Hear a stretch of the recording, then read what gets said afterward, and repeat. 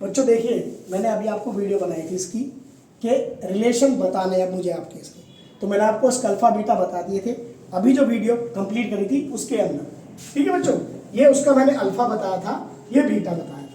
अब मुझे क्या करना है, इसके रिलेशन फाइंड करना है। देखिए, अगर आपको अल्फा बीटा आ गया, मिडिल फैक्टराइजेशन करना आ गया, तो ये कोई बड़ी बात नहीं है।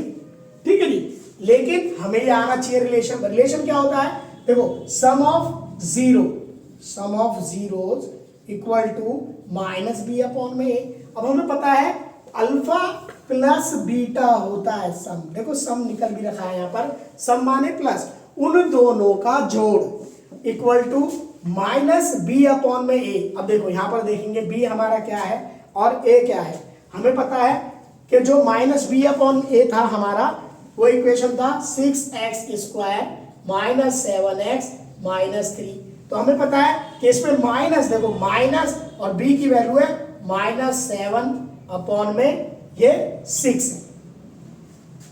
अब देखिए अल्फा प्लस बीटा हमारे पास आ गया 3 अपॉन में 2, यहां आ गया प्लस -1 अपॉन में 3 equal to minus minus plus 7 upon में 6। अब देखिए इसको सॉल्व करेंगे, यह आ गया 3 अपॉन में 2 प्लस माइनस माइनस 1 अपॉन में 3 इक्वल टू 7 अपॉन में 6। अब यहाँ एलसीएम लेंगे, 2 और 3 का एलसीएम 6 हुआ।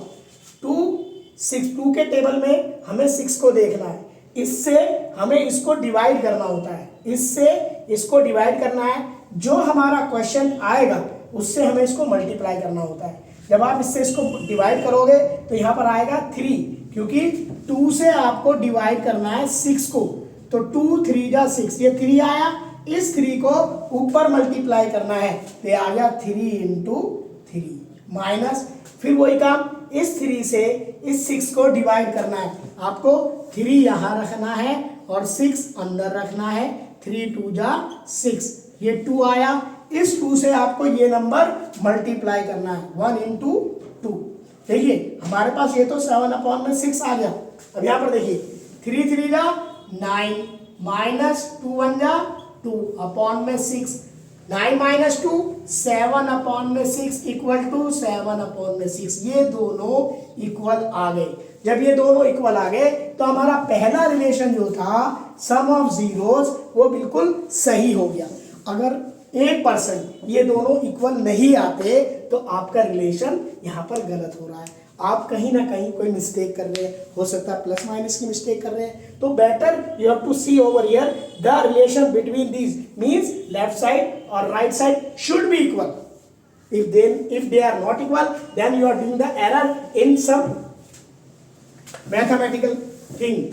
So now second is product of zero। देखिए दूसरा क्या है, प्रोडक्ट ऑफ जीरो। बच्चों देखो मेरी राइटिंग थोड़ी ऐसी है, माइंड मत करिएगा प्लीज।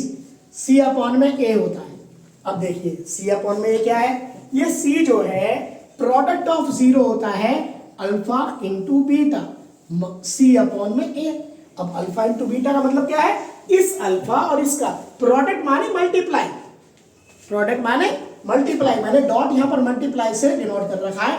तो आप अल्फा इंटू बीटा, देखिए मल्टीप्लाई लगा देता हूं, आप इसको मल्टीप्लाई करोगे 3 अपॉन में 2 into -1 upon 3 equal to c upon में। अब हमें सी देखना है। देखिए इक्वेशन हमारी यही तो है, इस इक्वेशन में सी ये है हमारा, तो माइनस सी अपॉन में ये 6 आ गया, क्योंकि माइनस सी की वैल्यू -3 है और ए की वैल्यू 6 है, तो ये आ गया माइनस। अब देखिए मल्टीप्लाई करेंगे। आपको एक चीज बताता हूं मैं आपको, अगर ऐसे ऐसे ऐसे ऐसे कट रहा है तो आप काट सकते हैं, आप क्रॉस कर सकते हैं। देखिए ये 3 से 3 कट गया नहीं।